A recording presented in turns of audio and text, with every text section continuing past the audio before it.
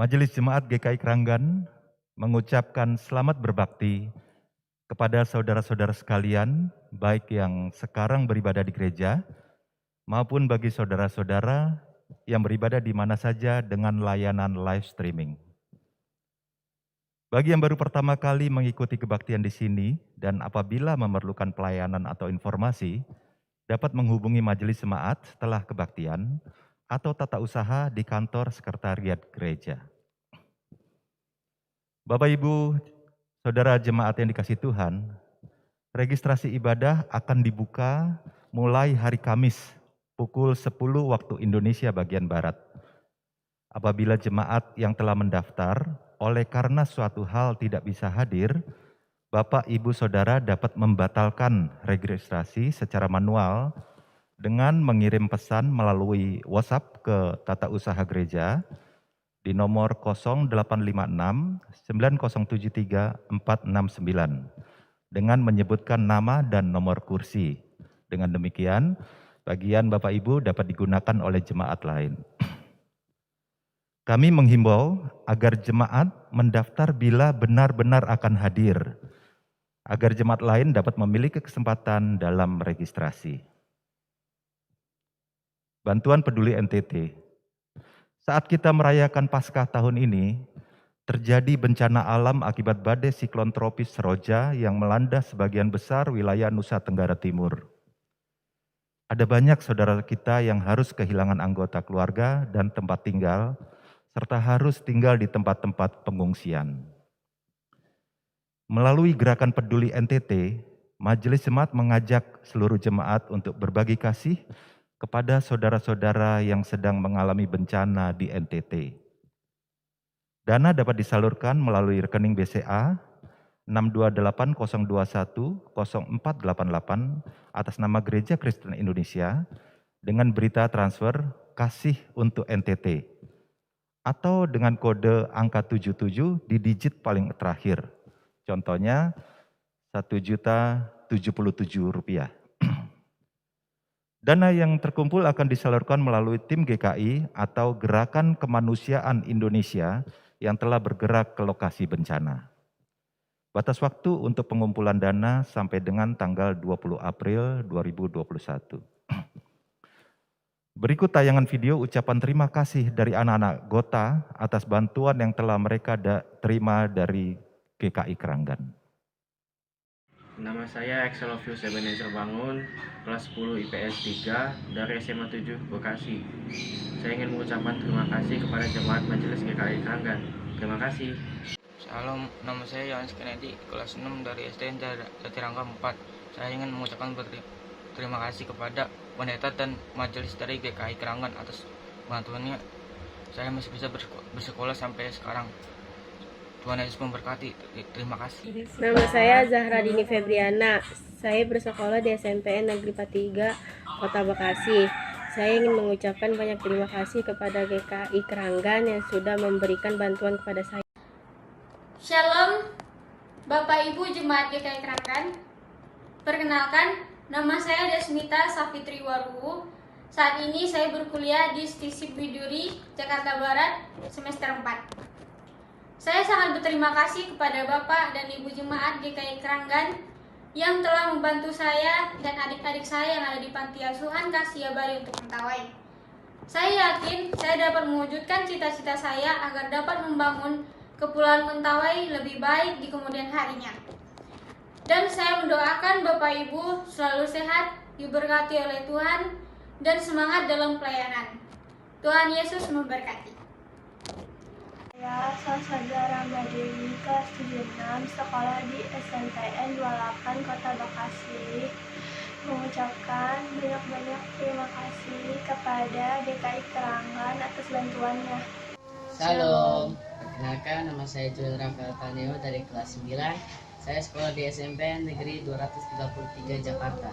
Perkenalkan, nama saya Jenesin Taneo dari kelas 7. Saya sekolah di SMPN 15 Kota Bekasi. Kami ingin menyampaikan banyak terima kasih kepada Majelis Jemaat dan GKI Kranggan. Tuhan Yesus memberkati. Shalom Bapak Ibu yang terkasih dalam Kristus. Perkenalkan, saya Novi. Saya mengucapkan terima kasih untuk berkat yang saya terima dari Tuhan melalui Bapak Ibu. Terima kasih untuk doa, dukungan, serta bantuan Bapak Ibu sehingga saya bisa menyelesaikan studi saya di Ukrida. Kiranya perpanjangan tangan Tuhan melalui Bapak Ibu tetap terus menjadi berkat bagi semua orang. Tuhan Yesus memberkati. Shalom Bapak Ibu Majelis Jemaat GKI Keranggan. Nama saya Pascal Tupayung Rambu, kelas 8 SMPN 28 Kota Bekasi. Nama saya Tasya Kasih Apriani Rambu, kelas 9, sekolah di SMPN 15 Bekasi. Terima kasih kepada Majelis Jemaat GKI Keranggan yang telah membantu baik dalam pelayanan maupun doa. Semoga Tuhan memberkati. Salam sehat. Terima kasih. Shalom, saya Gloria Vanessa Kapahang, mahasiswi jurusan Farmasi, Fakultas Matematika dan Ilmu Pengetahuan Alam, Universitas Samratulangi Langit.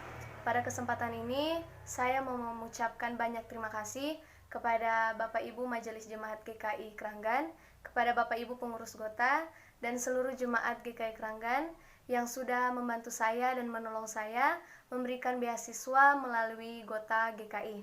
Doa saya, kiranya Tuhan Yesus selalu memberkati usaha dan pekerjaan dari Bapak Ibu Majelis Jemaat GKI Keranggan, Bapak Ibu Pengurus Gota, dan seluruh Jemaat GKI Keranggan. Terima kasih. Shalom Bapak Ibu, nama saya Teda Sebastian, kelas 10, sekolah SMK IDIKA 11 Jatirangga, Teknik Komputer Jaringan. Saya mengucapkan terima kasih kepada pendeta, majelis jemaat, dan seluruh jemaat GKI Keranggan, di mana saya masih bisa sekolah sampai sekarang. Terima kasih, Tuhan Yesus memberkati. Shalom, nama saya Steve Jordani Hunitetu. Saya bersekolah di SMPN 43 Bekasi kelas 72. Saya mau mengucapkan banyak terima kasih kepada jemaat GKI Keranggan, terlebih para pendeta dan majelis jemaat atas dukungan berupa dana sekolah. Semoga saya bisa menggunakan kesempatan ini dengan baik dan kelak berhasil di hidup saya. Tuhan Yesus memberkati para jemaat GKI Keranggan. Dan pengeluaran dapat dilihat di slide. Pada kebaktian hari ini, Minggu 18 April 2021, dilayani oleh Pendeta Iman Sugio Ibrahim dengan tema Pertobatan dan Pengampunan Bukan Cuma Wacana.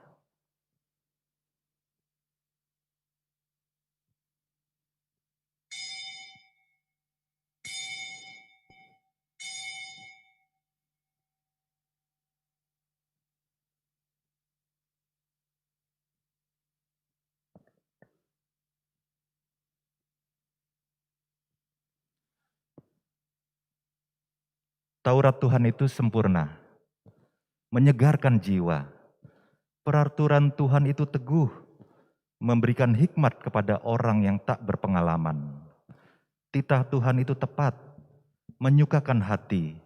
Perintah Tuhan itu murni, membuat mata bercahaya.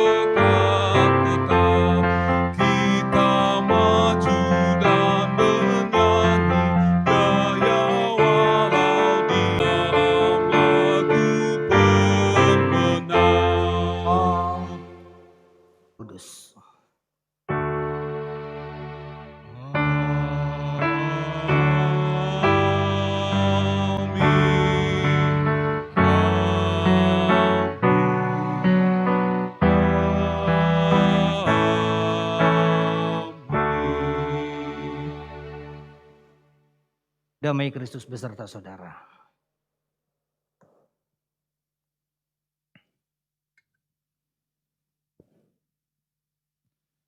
Ketika kita menerima Yesus sebagai juru selamat, berarti kita telah bertobat. Pertobatan itu pasti sangat berat karena kita harus hidup meninggalkan kebiasaan-kebiasaan yang sering kita lakukan, yang kita rasakan nyaman. Semua itu melalui proses yang tidak mudah. Tapi bila kita mau dipimpin Roh Kudus, maka kita dapat melalui kebiasaan yang buruk itu.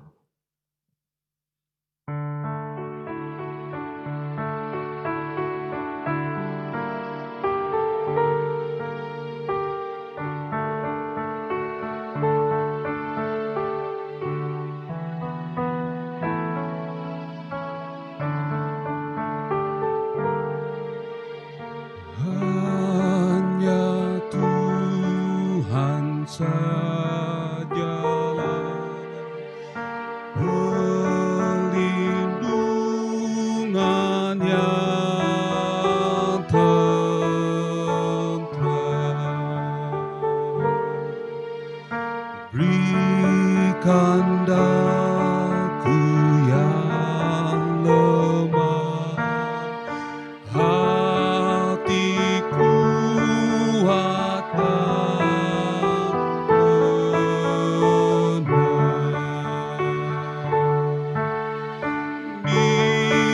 Kau saja yang tetap,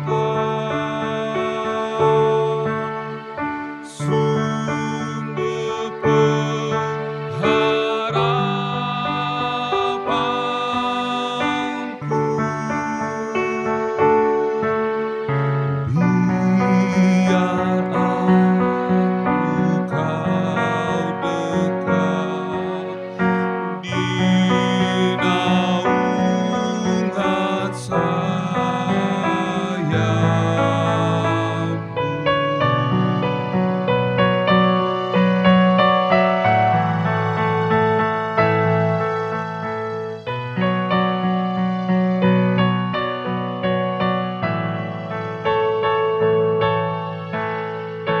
Kristus kau andalanku, sumber hidup yang esa. Kau pulihkan yang sendu, buta sakit dan lemah. Di Kau suci dan benar, aku ini bercelah,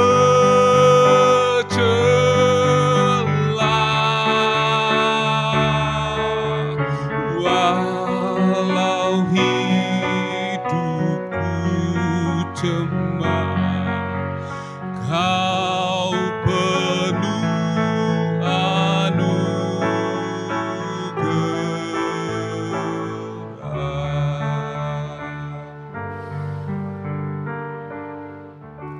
Dalam perjalanan hidup ini, kita sebagai orang percaya harus terus hidup dalam pertobatan, yaitu bukan berhenti hanya dari perbuatan jahat, tapi harus dalam pengampunan, kekudusan, kebenaran dan ketaatan yang kadang sulit kita lakukan. Apalagi bila hati kita tersakiti, maka sangat sulit untuk memaafkan orang yang menyakiti kita. Maka kita harus terus berjuang dalam jalan yang benar, minta kekuatan dari Allah untuk hidup dalam pertobatan dan pengampunan, dan semua itu dimulai dari diri kita sendiri. Galatia 5 ayat 24 menyatakan, barang siapa menjadi milik Kristus Yesus, ia telah menyalibkan daging dengan segala hawa nafsu dan keinginannya. Mari kita berdoa. Allah yang bertahta di sorga dan yang maha pengasih, Kami datang ke hadirat-Mu, memohon pengampunan atas dosa dan kesalahan yang kami perbuat. Kami hidup dalam ketidaktaatan, jauh dari kebenaran. Kami tidak hidup dalam pertobatan dan pengampunan karena kami masih sering kecewa pada sesama kami yang menyakiti kami, membuat kami jatuh dalam dosa. Bapa, ampunilah salah kami, baharuilah terus hidup kami, dan Roh Kudus yang ada dalam hati kami menuntun kami pada jalan yang benar, sehingga kami layak di hadapan-Mu. Amin.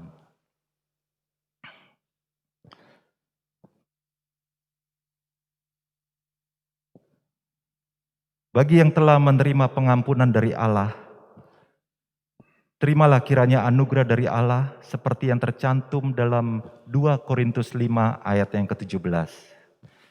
Jadi siapa yang ada di dalam Kristus, ia adalah ciptaan baru. Yang lama sudah berlalu, sesungguhnya yang baru sudah datang. Demikianlah berita anugerah dari Tuhan.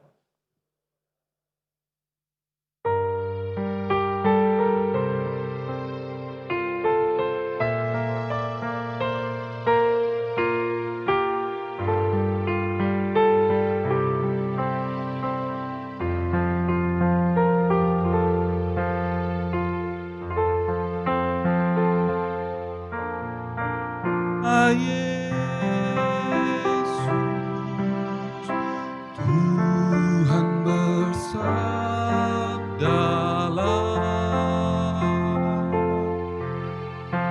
agar tenang hatiku dan hilang khawatirku.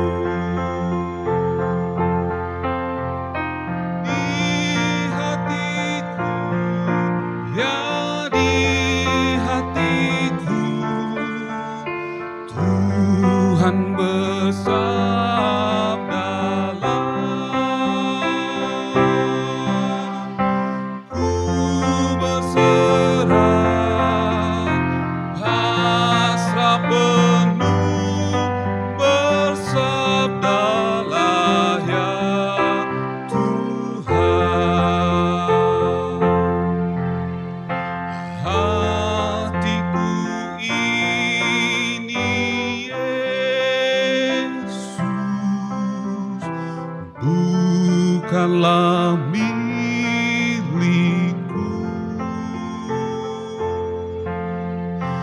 namun hidupku kini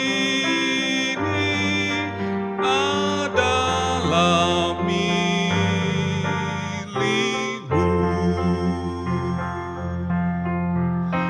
Di hatiku, ya di hatiku, Tuhan bersabdalah,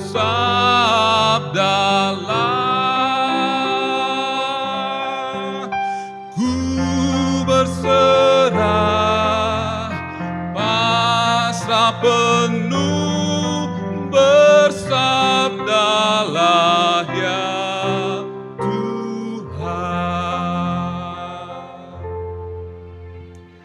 Terus silahkan duduk kembali dan mari kita persiapkan hati kita untuk menyambut firman Allah. Bapa, kami menyadari siapakah kami, bahkan hidup kami.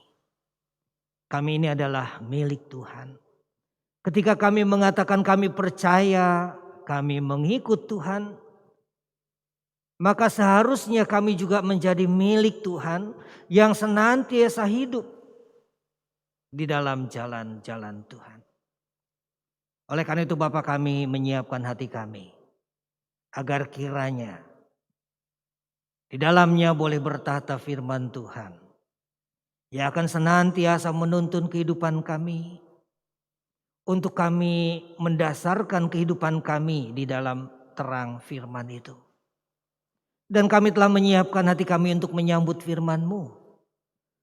Dan biarlah kiranya Tuhan menolong melalui Roh Kudus-Mu, supaya kami dimampukan agar firman yang ditaburkan itu boleh bertumbuh dengan baik, bahkan boleh menghasilkan buah-buah yang nyata di tengah-tengah kehidupan kami sehari-hari.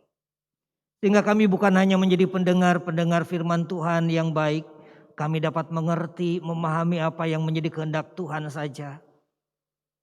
Tetapi lebih daripada itu, kami juga mampu untuk mewujudkan apa yang menjadi kehendak Tuhan di dalam firman itu dalam hidup keseharian kami.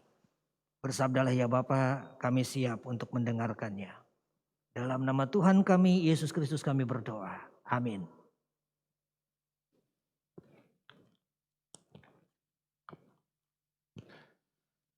Bacaan pertama dari Kisah Para Rasul pasal 3 ayat 12 sampai 19. Kisah Para Rasul 3 ayat 12 sampai 19. Petrus melihat orang banyak itu lalu berkata, "Hai orang Israel, mengapa kamu heran tentang kejadian itu dan mengapa kamu menatap kami seolah-olah kami membuat orang ini berjalan karena kuasa atau kesalahan kami sendiri?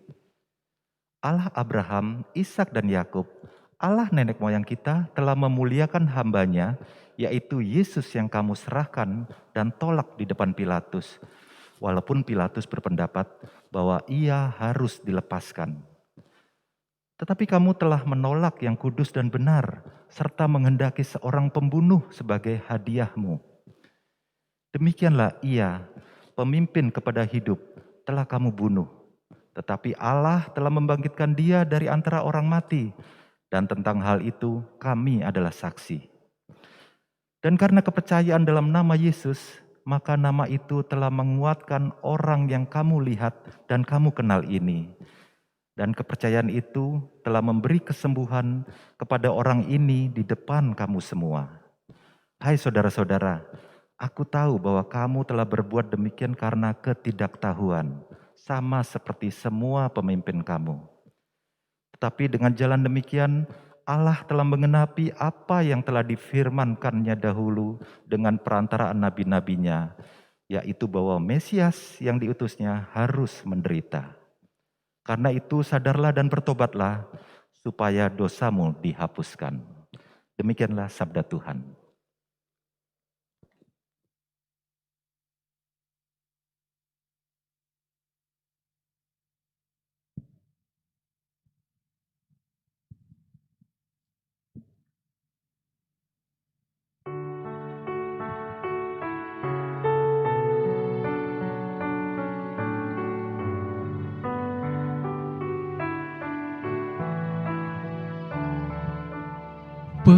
Persembahkan korban yang benar dan percayalah kepada Tuhan. Persembahkan korban yang benar dan percayalah kepada Tuhan. Bila ku berseru, jawablah ya Allah yang membenarkanku. Di dalam kesesakan Engkau memberi kelegaan padaku. Kasihanilah aku dan dengarkanlah doaku. Persembahkan korban yang benar dan percayalah kepada Tuhan. Hai, berapa lama lagi kemuliaanku dinodai? Hai, berapa lama lagi kamu mencintai yang sia-sia? Dan berapa lama lagi kamu mencari kebohongan?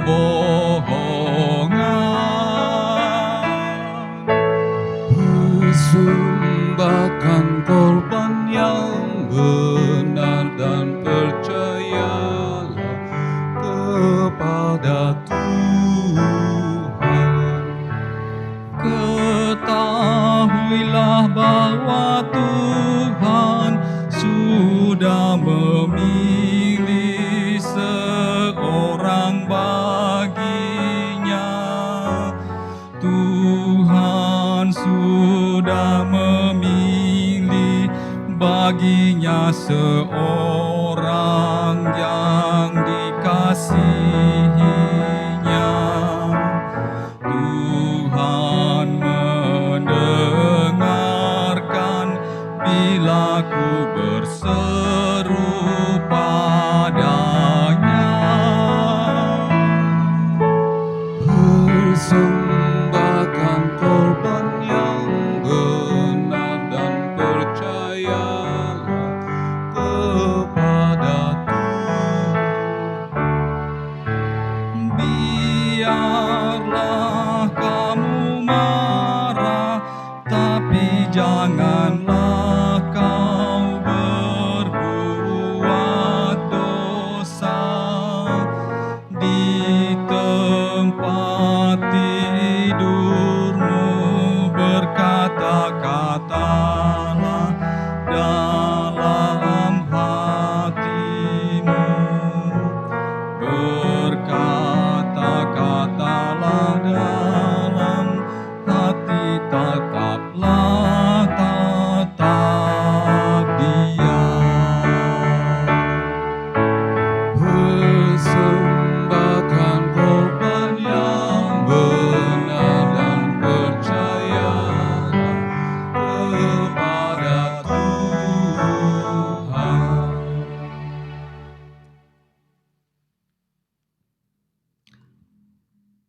Bacaan 2 diambil dari 1 Yohanes pasal 3 ayat 1 sampai 7. Lihatlah betapa besarnya kasih yang dikaruniakan Bapa kepada kita, sehingga kita disebut anak-anak Allah, dan memang kita adalah anak-anak Allah. Karena itu dunia tidak mengenal kita, sebab dunia tidak mengenal Dia. Saudara-saudaraku yang kekasih, sekarang kita adalah anak-anak Allah, tetapi belum nyata apa keadaan kita kelak.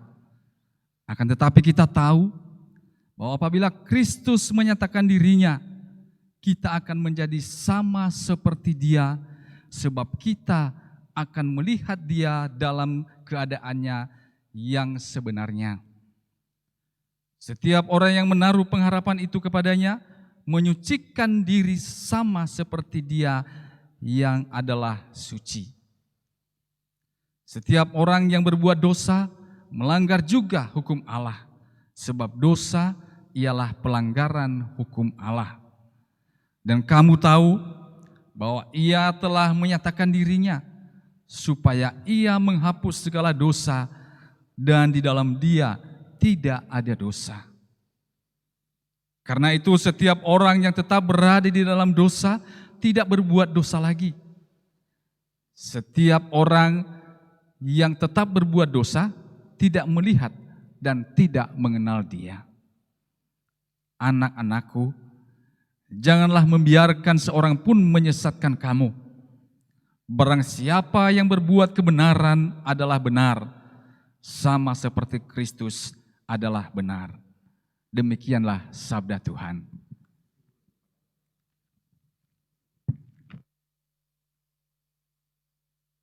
Saudara, pembacaan Injil akan kita membacanya dari Injil Lukas pasal 24. Lukas 24 ayatnya yang ke-36 sampai dengan ayat yang ke-48. Mengatakan demikian. Dan sementara mereka bercakap-cakap tentang hal-hal itu, Yesus tiba-tiba berdiri di tengah-tengah mereka dan berkata kepada mereka, "Damai sejahtera bagi kamu." Mereka terkejut dan takut dan menyangka bahwa mereka melihat hantu. Akan tetapi Ia berkata kepada mereka, "Mengapa kamu terkejut dan apa sebabnya timbul keraguan-raguan di dalam hati kamu? Lihatlah tanganku dan kakiku. Aku sendirilah ini. Rabalah aku dan lihatlah. Karena hantu tidak ada daging dan tulangnya, seperti yang kamu lihat ada padaku. Sambil berkata demikian, ia memperlihatkan tangan dan kakinya kepada mereka. Dan ketika mereka belum percaya karena girangnya dan masih heran, berkatalah ia kepada mereka, adakah padamu makanan di sini? Lalu mereka memberikan kepadanya sepotong ikan goreng. Ia mengambilnya dan memakannya di depan mata mereka. Ia berkata kepada mereka, inilah perkataanku yang telah kukatakan kepadamu ketika aku masih bersama-sama dengan kamu. Yakni bahwa harus digenapi semua yang ada tertulis tentang aku dalam kitab Taurat Musa dan kitab Nabi-Nabi dan kitab Mazmur. Lalu ia membuka pikiran mereka sehingga mereka mengerti kitab suci. Katanya kepada mereka, ada tertulis demikian. Mesias harus menderita dan bangkit dari antara orang mati pada hari yang ketiga. Dan lagi dalam namanya berita tentang pertobatan dan pengampunan dosa harus disampaikan kepada segala bangsa, mulai dari Yerusalem. Kamu adalah saksi dari semuanya ini. Sedemikianlah pembacaan firman Allah. Berbahagialah setiap kita yang mendengarkan firman Allah dan yang memeliharanya. Haleluya.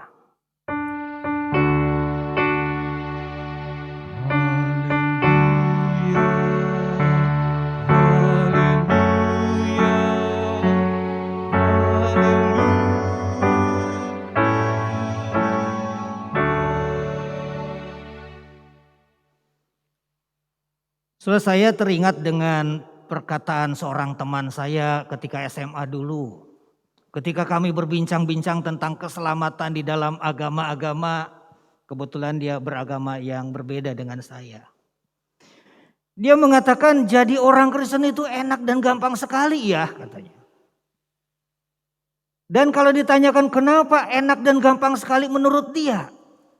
Karena di dalam pikiran dia dengar-dengar pengajaran Kristen itu mengatakan katanya, kalau kita percaya pada Yesus, kita terima Yesus sebagai Tuhan dan Juru Selamat, maka kita akan mendapatkan tiket ke surga. Keselamatan ada di tangan kita. Tadi di dalam pengantar ibadah juga kan disampaikan. Ketika kita menerima Yesus sebagai Tuhan dan Juru Selamat, maka itu artinya kita sudah bertobat. Dan orang yang bertobat, maka disediakan keselamatan, sebuah tempat di surga sana. Nah, saudara, teman saya mengatakan enak sekali ya. Tinggal saya ngomong percaya, tinggal saya ngomong terima Tuhan Yesus sebagai Tuhan dan Juru Selamat, maka saya bisa masuk surga. Nah, oleh karena itu, kalau saya mau masuk surga, nggak usah repot-repot. Nggak usah buru-buru juga. Nanti saja. Kalau kita sudah bosan dengan sorga dunia ini, lalu saya mau masuk ke sorga di sana, saya tinggal naik ke gedung yang tinggi. Lalu di atas itu saya ngomong, saya percaya Yesus. Saya terima Yesus sebagai Tuhan dan Juru Selamat. Lalu saya loncat dari gedung itu, terhempas di bawah, mati. Tapi saya yakin saya masuk surga katanya. Kan dibilang setiap orang yang percaya ngaku Yesus, terima Yesus sebagai Tuhan dan Juru Selamat, mendapatkan keselamatan, masuk surga. Saudara setuju dengan pernyataan itu? Ya, kayaknya menggampangkan sekali gitu ya. Seolah-olah kalau mau masuk surga itu tinggal ngomong saja. Padahal saudara, orang yang bertobat dan percaya pada Yesus, dia tidak cukup hanya ngomong percaya sama Tuhan Yesus. Tidak cukup hanya ngomong saya terima Yesus sebagai Tuhan dan Juru Selamat. Tetapi dari dia, harusnya pertobatan itu dinampakkan, pertobatan dan juga percayanya kepada Yesus itu dinampakkan di dalam hidup kesehariannya. Bukan cuma ngomong atau pernyataan saja. Saya tertarik di dalam buku Dian Penuntun dituliskan perkataan seorang filsuf yang bernama Epictetus. Epictetus itu mengatakan begini, saudara. Jangan kamu menyebut dirimu seorang filsuf atau menggembar-gemborkan teori-teori yang kamu pelajari. Karena domba tidak memuntahkan lagi rumput yang dimakannya untuk memamerkan seberapa banyak rumput yang telah ia makan. Tetapi domba itu mencerna rumput yang dimakannya di dalam tubuhnya.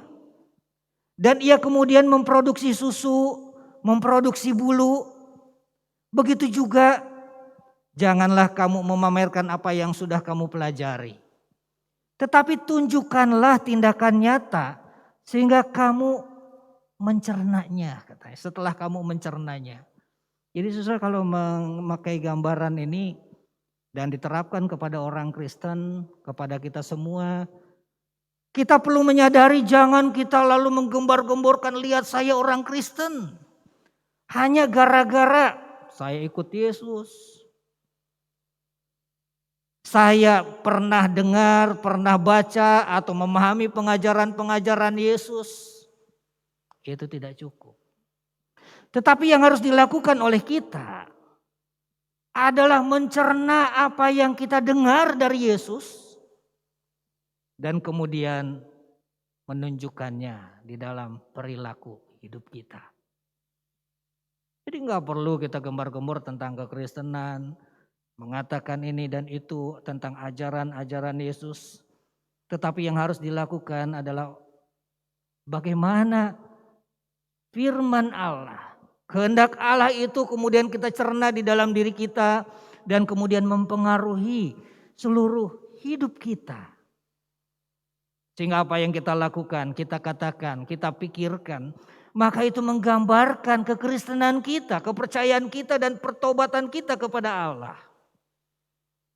Saudara, kita lihat kehidupan orang-orang Kristen yang oleh Yohanes ditegur melalui suratnya di dalam 1 Yohanes yang tadi kita baca. Orang-orang Kristen yang di zaman Yohanes itu diingatkan dengan demikian keras oleh Yohanes karena memang mereka itu saat itu dipengaruhi oleh suatu pengajaran yang keliru. Di aliran yang saat itu cukup mempengaruhi kehidupan orang Kristen di zaman Yohanes, sebuah aliran yang namanya Doketisme. Dan aliran ini mengajarkan begini, pokoknya kalau kita percaya sama Tuhan Yesus, kita menerima Dia sebagai Tuhan Yesus dan Tuhan dan Juru Selamat kita, maka keselamatan sudah dijamin di tangan kita. Terlepas dari apapun yang kita lakukan dalam kehidupan kita, mau baik, mau tidak baik, bahkan mau dosa kayak apapun, itu tidak akan mempengaruhi keselamatan kita. Karena keselamatan itu sudah dipatenkan dan tidak akan lepas dari kita. Oleh karena itu saudara, kalau kita memperhatikan apa yang dikatakan Yohanes kepada jemaatnya saat itu, ayat yang ke-7, pasal yang ke-3 dikatakan, anak-anakku, janganlah membiarkan seorang pun menyesatkan kamu. Barang siapa yang berbuat kebenaran adalah benar, sama seperti Kristus adalah benar. Ayat 8, barang siapa yang tetap berbuat dosa berasal dari iblis, sebab iblis berbuat dosa dari mulanya. Jadi dia membedakan mana kelompok ini, mana kelompok itu, dan juga ajaran yang benar dan ajaran yang keliru. Pengajaran pemahaman bahwa bebas berbuat apa saja yang penting kita percaya pada Yesus, itu adalah sesuatu yang tidak benar. Karena orang yang percaya kepada Yesus, maka kepercayaan itu akan nampak di tengah-tengah kehidupannya. Dia akan menjalankan hidup yang sesuai dengan kehendak Allah. Hidup yang kemudian mengalami sebuah perubahan. Karena pertobatan itu menggambarkan perubahan yang ada, yang terjadi di dalam dirinya. Kita lihat saudara, misalnya para murid yang bersama-sama dengan Yesus bertahun-tahun, ketika mereka banyak mengalami pergumulan, sempat juga mengalami kejatuhan di dalam imannya. Bahkan orang yang terdekat dengan Yesus saja pun pernah menyangkal akan imannya, akan keikutsertaannya, akan juga dia sebagai pengikut Yesus hanya gara-gara dikenali seorang perempuan. Demi keselamatan dirinya dia kemudian menyangkal Yesus dan dia mengatakan, aku tidak mengenalnya. Tetapi sesudah kita lihat Petrus bersama dengan para murid yang telah mengalami perjumpaan. Setelah Yesus menampakkan diri dari kebangkitan dari kematiannya, memang berulang kali Yesus harus menampakkan dan meyakinkan tentang kebangkitannya dari antara orang mati. Dan kita lihat juga saudara di dalam peristiwa penampakan itu kepada para murid di dalam Injil Lukas yang tadi kita baca. Kalau melihat mengurutkannya kira-kira peristiwa itu yang keberapa kali penampakan Yesus setelah kebangkitan kepada para murid. Maka di situ dikatakan itu adalah penampakan ketiga kali Yesus menampakkan diri kepada murid. Dan kita lihat juga di situ masih ada pergumulan, ketidakpercayaan tentang kebangkitan Yesus. Keraguan-raguan. Oleh karena itu ketika Yesus menampakkan diri, mereka masih menganggapnya sebagai hantu. Tetapi saudara, penyadaran demi penyadaran Tuhan Yesus upayakan bagi para murid ini. Ketika Yesus melihat para murid tidak percaya, meragukan akan kebangkitannya, apa yang telah juga sebetulnya sudah dinubuatkan beberapa waktu sebelumnya. Karena peristiwa kebangkitan bukan tiba-tiba terjadi. Ketika Yesus mengatakan bahwa anak manusia akan mengalami banyak penderitaan setelah ditangkap bahkan mati, dia juga mengatakan akan kebangkitannya. Ketika para murid tidak percaya, Yesus tetap mengupayakan dengan kasih melakukan peneguran kepada para murid. Bukan lalu karena kamu tidak percaya lalu dipecatlah, diusirlah.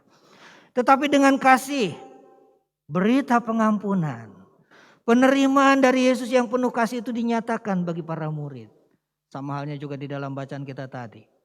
Kalau dia berulang kali menampakkan diri dan kali itu kali yang ketiga, Yesus menyadarkan mereka akan kekeliruannya, akan kegagalan menyatakan imannya tentang Tuhan yang bangkit itu. Dengan menunjukkan juga lubang di tangan bekas paku. Juga dengan menunjukkan apa yang dia lakukan setelah itu dia makan bersama dengan para murid. Karena kalau yang namanya hantu kan nggak pernah bisa makan kan ya. Ada hantu yang bisa makan? Kalau kita lihat meja-meja sembayangan kan suka dikasih sesaji tuh. Disentuh atau dimakan nggak sama mereka? Ya, walaupun ada yang mengatakan dimakan, disentuh. Buktinya apa? Rasanya berubah katanya. Kan suka ada pengajaran begitu tuh. Di meja-meja sembayangan atau di makam-makam yang ditaruh berbagai macam hidangan. Coba katanya kopi yang dihidangkan di meja sembayangan. Nanti kalau setelah disembayangin rasanya berbeda dengan sebelumnya. Kalau saya pikir berbeda dari sebelumnya pasti ya. Tadinya panas jadi enggak. Tapi itu bukan karena si roh itu pasti. Orang ditaruh aja dia jadi dingin gitu. Tapi orang itu mengatakan pasti rasanya jadi hambar katanya. Karena sarinya sudah disedot. Saya nggak yakin. Itu pasti sugesti. Makanan atau sesajen yang dihidangkan tidak pernah menjadi berkurang. Tetap saja segitu. Nah, saudara, tetapi Yesus mengatakan tentang kebangkitannya. Dia membuktikan, dia makan bersama dengan para murid. Dia menunjukkan tubuhnya. Nah, ini membuat para murid itu tersadar akan apa yang Yesus katakan. Dan mereka percaya kepada kebangkitan Yesus ini. Dan kesadaran inilah yang kemudian mendorong para murid untuk mengalami perubahan. Di dalam Kisah Para Rasul kita lihat saudara, Petrus yang semula orang yang tadi saya katakan karena takutnya, gara-gara dikenali seorang perempuan, lalu dia menyangkal imannya, menyangkal kenal Yesus. Kemudian dia berubah. Dia menjadi orang yang berani mengabarkan Injil, menceritakan tentang Yesus, juga mengingatkan orang-orang Yahudi dan para pimpinan saat itu tentang apa yang telah mereka lakukan. Dengan perintah, sadarilah. Karena pertobatan itu diawali dengan kesadaran. Saudara, mengubah diri sendiri baru kemudian bisa mengubah yang lain. Inilah yang harusnya kita lakukan sebagai orang yang percaya kepada Tuhan. Ketika kita bertobat, maka pertobatan itu bukan cuma wacana, merencanakan, ataupun juga mengatakan. Kita tidak cukup hanya menjadi orang yang bertobat, yang menjadi percaya hanya dengan kita tahu ataupun kenal Yesus. Kita dapat mengatakan, menceritakan tentang pengajaran-pengajaran Yesus dengan baik. Tetapi seberapa kita mempraktekkan, melakukan apa yang kita tahu, kita kenal dari Yesus itu. Kita lihat gereja yang baik, oleh karena itu juga saudara, bukanlah gereja yang gedungnya besar, bukanlah juga gereja yang anggota jemaatnya besar, bukan pula yang kebaktiannya dari pagi sampai malam gak pernah putus karena jam kebaktian yang banyak, yang rajin memberitakan firman Tuhan lewat kebaktian-kebaktian. Bukan itu ukurannya. Tetapi gereja yang baik adalah gereja yang juga mempraktekkan tentang kasih Tuhan di dalam hidupnya, di dalam pelayanan sehari-hari. Yang menyatakan kasih bukan hanya bagi anggota jemaat dan simpatisan, tetapi juga yang menyatakan kasih kepada orang-orang luar di luar gedung ini. Nah, kalau gereja yang baik itu adalah seperti itu, maka kita juga sebagai gereja, dan orang percaya itu adalah gereja, maka kita juga harusnya menjadi orang-orang yang bukan hanya mengabarkan tentang kasih Tuhan, tentang Yesus yang penuh kasih itu lewat kata-kata saja. Tetapi harusnya juga kita nyatakan kasih itu. Melalui pengampunan yang kita nyatakan ketika ada orang yang bersalah kepada kita. Ketika ada orang yang menyakiti hati kita, maka kita juga memberikan pengampunan bagi mereka tanpa kita mengingat-ingat, menyimpannya dalam hati dan menjadikan itu sebagai suatu dendam dalam hati kita. Memang saudara, pertobatan dan pengampunan itu berat. Kalau kata film katanya kalau yang berat-berat biar Dilan saja yang jalanin. Atau ini nggak bisa ya. Jangan suruh orang lain yang jalanin, kita yang harus jalanin, baru itu benar. Ketika seorang mengatakan saya bertobat, seberapa beratnya itu harus dijalani sama kita. Mengalami satu perubahan itu tentunya bukan hal yang mudah. Perlu perjuangan, perlu segala upaya kita. Kalau kita juga melihat bagaimana orang yang mengalami hidup baru dalam Alkitab, Paulus seringkali memakai kata hidup baru untuk menggambarkan pertobatan. Dan hidup baru itu menggambarkan juga adanya perubahan. Berubah dari hidup yang lama menjadi hidup yang baru dengan segala gayanya. Tentu perlu perjuangan. Perlu segala pengekangan diri kita. Apa yang semula kita sukai, maka itu mungkin harus kita tinggalkan. Orang yang ingin mendapatkan segala sesuatu dengan mudah, karena memang cara-caranya ada banyak juga bisa kita lakukan mendapatkan sesuatu dengan mudah. Walaupun tidak benar. Maka kalau kita menyadari bahwa itu tidak benar, maka harusnya kita meninggalkan itu. Dan biarlah kiranya kita saudara melalui renungan kita di minggu ini kita diingatkan bahwa pertobatan, pengampunan bukan cuma wacana, bukan cuma yang kita pikirkan saja, ataupun juga kita cukup katakan saja. Tetapi jadikanlah itu sebagai gaya hidup kita. Sebagai perbuatan kita sehari-hari, perilaku kita hari-hari. Sehingga orang lain tanpa perlu kita ngomong, saya pengikut Kristus. Tetapi dari segala perbuatan kita, orang tahu kita adalah pengikutnya. Sehingga kita juga boleh menjadi berkat bagi semua orang. Tuhan memberkati. Amin. Mari kita bersatu doa.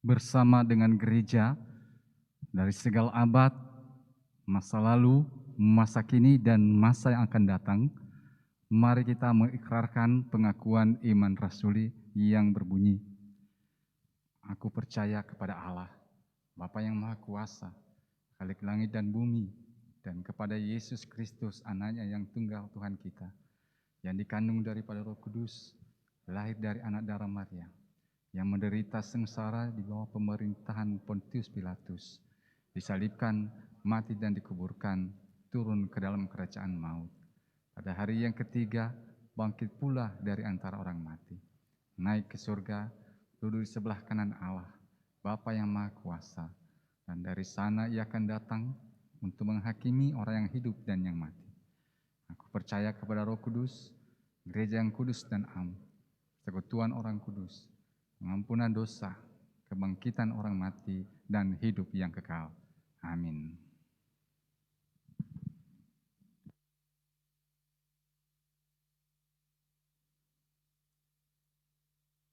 Mari kita menaikkan doa syafaat kita. Bapa, ajarlah kami supaya pertobatan kami, percaya kami kepada Tuhan, maka itu dapat nampak juga di dalam kehidupan sehari-hari kami.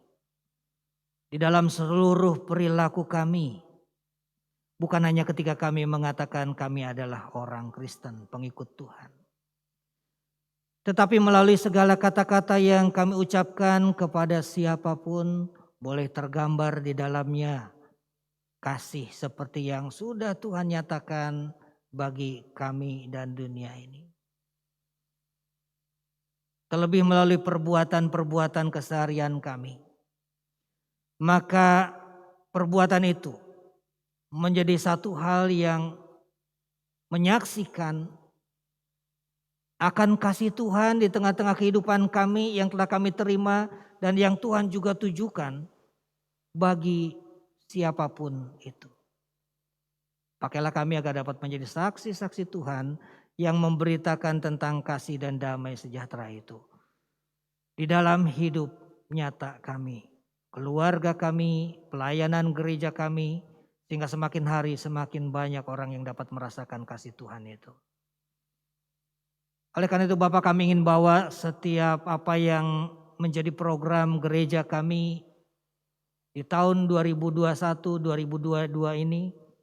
Agar Tuhan yang akan memberkati sehingga apa yang telah kami gumulkan bersama dengan majelis jemaat, komisi-komisi yang ada di dalamnya, termasuk juga kerinduan pengembangan pos di Cilengsi. Ketika kami merancangkan dan memutuskan program tahun pelayanan berjalan ini, maka Tuhan juga akan menolong sehingga apa yang telah dirancangkan boleh semakin memberitakan tentang kasih Tuhan yang secara nyata dilakukan di tengah-tengah kehidupan pelayanan gerejamu ini. Terlebih-lebih di dalam masa yang sulit seperti pandemi ini dan juga ada banyaknya bencana yang melanda. Maka biarlah kiranya kami dapat menjadi kepanjangan tangan kasih Tuhan yang secara nyata mengulurkan cinta kasih Tuhan itu. Kami ingat akan saudara kami di NTT sana yang mengalami bencana besar dan banyak orang yang kehilangan sanak keluarga. Ada di dalam kedukaan. Bukan hanya kehilangan harta benda, tetapi banyak keluarga mereka juga tiba-tiba meninggal atau terhilang. Kiranya Tuhan juga menguatkan mereka di dalam duka yang mereka alami. Dan kiranya Tuhan juga memakai kami untuk dapat menyatakan cinta kasih Tuhan. Apa yang kami bisa bantu lakukan, biarlah kiranya kami juga nyatakan itu. Bukan hanya sebatas kami berdoa bagi mereka. Kami berdoa untuk tim yang bertugas untuk menangani bencana di sana secara langsung. Orang-orang yang terlibat di dalam upaya itu. Tuhan juga berikan kekuatan, kemampuan bagi mereka untuk menjalankan tugas tanggung jawabnya. Dan menjadi kepanjangan tangan kasih Tuhan yang nyata untuk memberikan pertolongan bagi saudara kami di NTT. Kami saat ini juga ingin berdoa untuk pemerintah bangsa kami dalam upaya menanggulangi pandemi COVID-19, vaksinasi yang terus berjalan, terkiranya kebijakan-kebijakan yang diambil dan juga pelaksanaannya dapat berjalan dengan baik dan lancar. Sehingga upaya untuk menuntaskan pandemi COVID-19 ini dapat berjalan dengan baik. Dan kerjasama dengan setiap petugas di lapangan di semua tempat, terkiranya koordinasinya dapat terjalin dengan lancar. Kami juga berdoa untuk pembangunan di dalam berbagai macam bidang setelah kami mengalami keterpurukan dalam banyak hal. Terkiranya kami boleh kembali bersama-sama membangun kehidupan bangsa dan negara kami ini. Membangun ekonomi sehingga kehidupan kembali normal. Kami ingin serahkan apa yang menjadi pengharapan keluarga, anak-anak, pendidikan dan pekerjaan kami hanya di dalam tangan kasih Tuhan. Karena kami yakin bahwa tangan kasih Tuhan juga akan terus menuntun dan menopang kami. Dan oleh karena itu Bapak, kami ingin bawa saudara-saudara kami yang sedang ada dalam kondisi yang sakit, dalam perawatan di rumah atau di rumah sakit, ataupun juga dalam pemulihan. Kami yakin Tuhan terus beserta dengan mereka. Kami ingatkan Ibu Fatma, Bapak Jerry, Ibu Sitompul, Ibu Dewi Setia Budiati, Bapak Suryadi, Ibu Sutina, Dian Raditya Tiandra, Bapak Firman Damanik, Bapak Richard Sembiring, Ibu Sumihar Silitonga, Opung Gita, dan juga Pak Amsal. Tuhan yang akan terus memberkati upaya-upaya pengobatannya sehingga mereka kembali dapat dipulihkan. Kami juga berdoa untuk saudara kami yang berulang tahun. Kami mengucap syukur atas kebaikan dan penyertaan Tuhan dalam hidup mereka. Karena kami yakin bukan cuma usia mereka Tuhan tambahkan. Tetapi ada banyak cinta kasih Tuhan, berkat Tuhan nyatakan dalam kehidupannya. Kami bersyukur bersama dengan Ibana Benedict Palmer,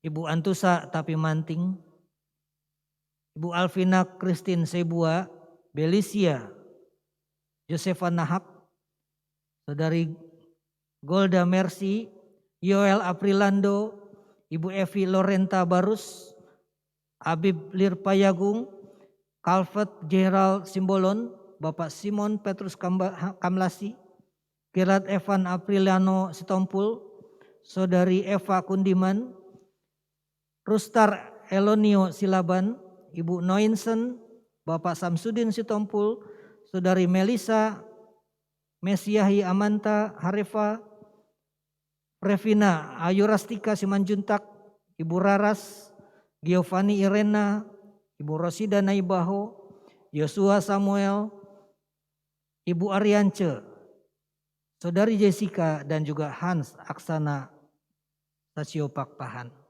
Tuhan kiranya lengkapi sukacita mereka dengan panjang umur, dengan berkat-berkat Tuhan yang kami yakin tidak pernah putus Tuhan limpahkan bagi mereka. Inilah doa kami Bapa yang semua kami alaskan hanya di dalam nama Tuhan kami Yesus Kristus. Amin.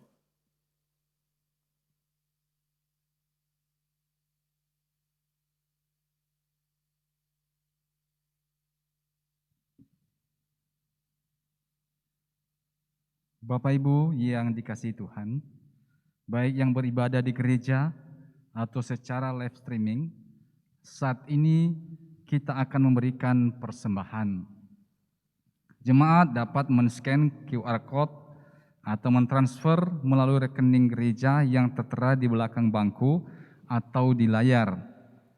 Bagi jemaat yang beribadah di gereja, juga dapat memasukkan persembahan ke dalam kotak yang telah tersedia saat memasuki ruangan atau pada saat keluar dari ruang ibadah. Nas pembimbing kita pada persembahan kali ini diambil dari Lukas pasal 6 ayat 38. Berilah dan kamu akan diberi. Suatu takaran yang baik, yang dipadatkan, yang digoncang, dan yang tumpah keluar akan dicurahkan ke dalam ribaanmu. Sebab ukuran yang kamu pakai untuk mengukur akan diukurkan kepadamu.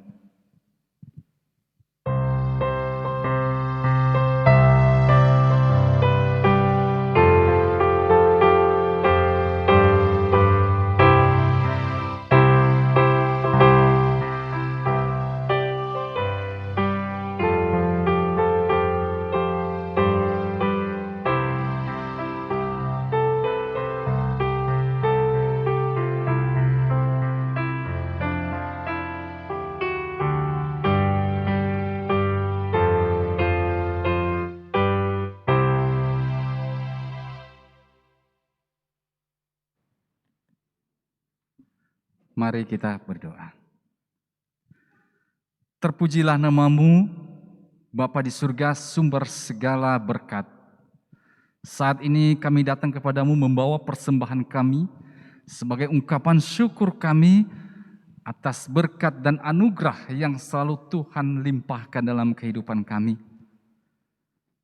Terima dan berkati dan sucikanlah persembahan ini agar bermanfaat menjadi pelebaran kerajaan-Mu di tengah-tengah dunia ini. Ajarilah kami ya Tuhan untuk selalu mengucap syukur kepadamu dalam segala hal. Dalam nama Yesus Kristus kami berdoa dan mengucap syukur. Amin.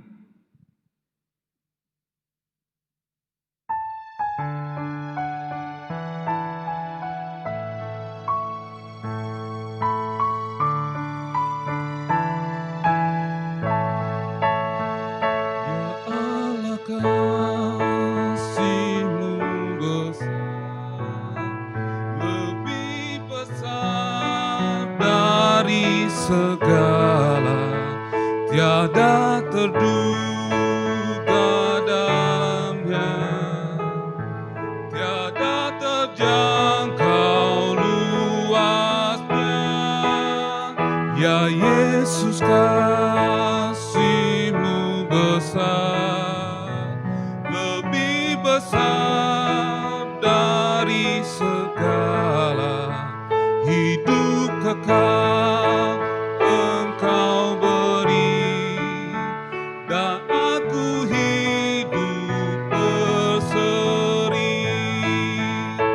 Dalam doa aku bersyukur atas limpah kasih-Mu.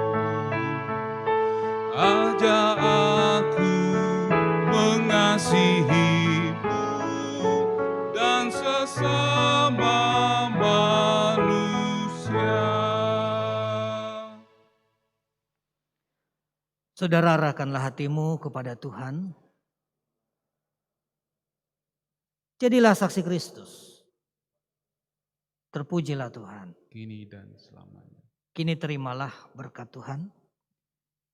Tuhan memberkati engkau dan melindungi engkau.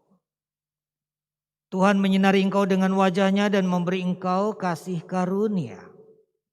Tuhan menghadapkan wajah-Nya kepadamu dan memberi engkau damai sejahtera. Haleluya.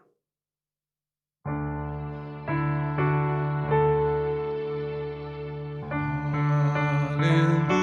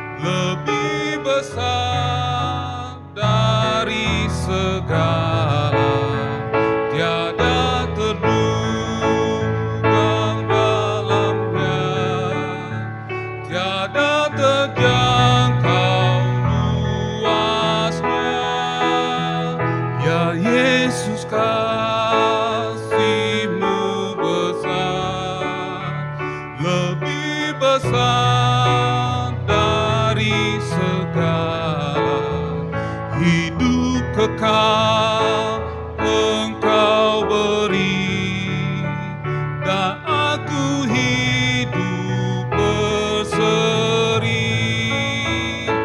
Dalam doa aku bersyukur atas limpah kasih-Mu. Ajar aku mengasihi-Mu dan sesama manusia. Mari kita bersaat teduh.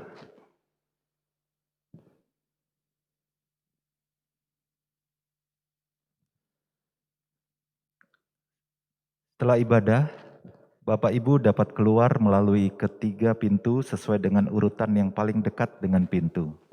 Selamat hari Minggu. Tanpa bersalaman, silahkan meninggalkan tempat ibadah. Tuhan memberkati.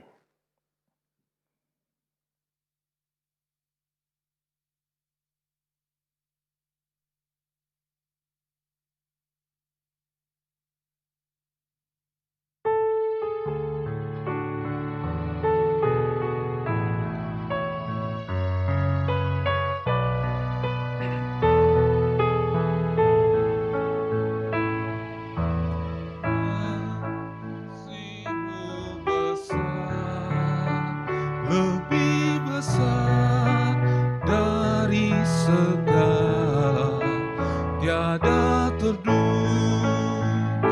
dalamnya, tiada terjangkau luasnya. Ya Yesus, kasih-Mu besar, lebih besar dari segala, hidup kekal Engkau beri, dan aku hidup berseri. Dalam doa aku bersyukur atas limpah kasih-Mu. Ajar aku mengasihi-Mu dan sesama